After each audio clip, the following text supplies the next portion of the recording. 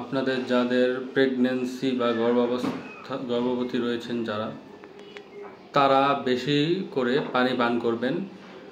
আপনারা যদি লেবুর পানি খান বা ডাবের পানি, লেবুর পানি শরবত করে বা ডাবের পানি যদি বেশি করে খান, তাহলে আপনাদের শরীরের যে ঘাটতি রয়েছে, পানির ঘাটতি, তা দ্রুত পূরণ হবে। এর পাশাপাশি আপনাদের গর্ভস্থ বাচ্চার জন্য উপকার হবে এবং আপনাদের গর্ভ অবস্থায় বাচ্চা প্রসবের সময়, বাচ্চা হওয়ার সময় আপনাদের যে কষ্ট বা পেন হয়, সেই পেনও কমে যাবে। তাই আপনারা বেশি বেশি করে পানি, লেবুর শরবত এবং ডাবের পানি এগুলা বেশি করে খাবেন।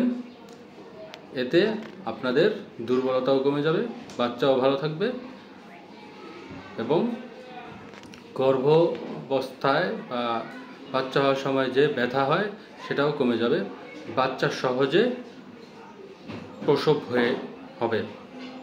তো এরকম আরও বিভিন্ন ধরনের টিপস পেতে আমাদের চ্যানেলটি সাবস্ক্রাইব করবেন, পাশে থাকা বেল আইকনটি প্রেস করে দিবেন এবং আমাদের সাথে থাকবেন। চ্যানেলটি সাবস্ক্রাইব করে আপনারা পাশে থাকবেন।